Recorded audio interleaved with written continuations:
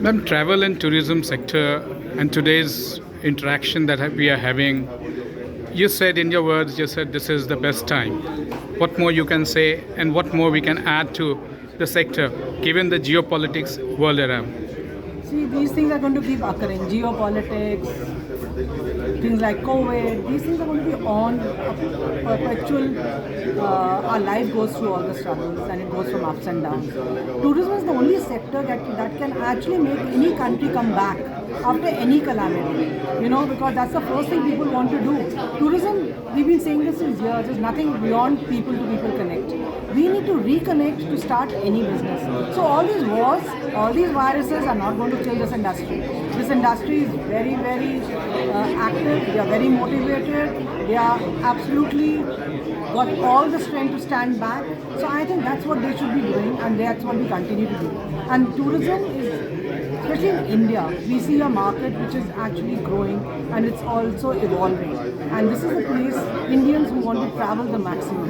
And that's what we see, that not only our own country is going there, but even the foreigners or the other countries are going Indians. So I think that's what we have to carry with us when we are traveling abroad, and that's what we need to keep in mind when we are traveling within our country. I don't say like others do that don't go out, because you have to travel outbound, has to happen with inbound. If they don't balance out, that means airlines are going to go empty. That's not going to help you to grow. So you have to see it, and that's what we were discussing, the balance of life. Balance of tourism needs to be there to drive tourism both ways. And I think India, with its rich culture, with rich heritage and so much to offer, and the youth country, has to offer everyone in this world, that we are the ones who are there to actually travel the next few years, and maybe not next few years, but I think the next decade at least, that we are the ones who are going to be the most affluent travelers who are going to spend money. It could be within India or outside India, doesn't matter. Donald Trump's caveat. But today we have seen that mice industry is growing in India. That is something a dichotomy, if I may say. Believe you me, I think this is the time to accept challenges. This is the time where we should be using our own strength. We should accept it that we are strong. We are the country to be reckoned with. We are the country that needs to be appreciated around the world. Unless we appreciate ourselves, no other country, no other person really actually appreciates it. कहते हैं घर का भेदी घंटा क्या कहते हैं लंका ढाए. अगर घर का भेदी हमेशा जाके घर के बारे में ही बोलता रहेगा तो घर कैसे चलेगा?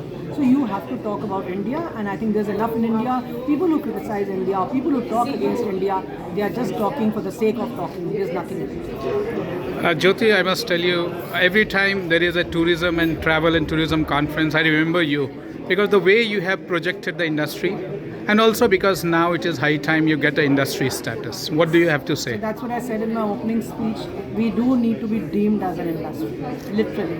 It's like industry, and that's how we need to bring it into a robust way. We need to be one voice. I keep telling people, and I used to be the president of TAI, and I should keep telling the association members, say it loud, say it what you want. Don't always keep crying about it. Once you cry, nothing is going to move forward. But if you're going to move forward with a voice, things are going to change. That change needs to come. We need to stand up together and say, hey, we need this for the country. If not you, we do it ourselves. And I say that to the government loudly, very often. If you can't help us, why can't the industry stand by themselves to create a marketing fund? Why can't the industry stand to become a private and self-sufficient for itself? Why are we always depending on outsiders? We have to build this industry ourselves, and I think it's high time we do it. People who are just going to be talking about it and not taking it forward are going to be the biggest losers in this. One last question and an important question. We are halfway through in this day-long conference. What is the message and essence, and what is the vibe that you are getting here today? See, people are very excited. I see that in the crowd, because even in this rain, I saw everyone here at 10:15. Someone said I came at 10 also. So that was very, very good for me. Actually, I heard that. But I think the people, what they're understanding, how we are actually looking at this as a whole property. We look at Iconic as a very different property. We are not here to just speak.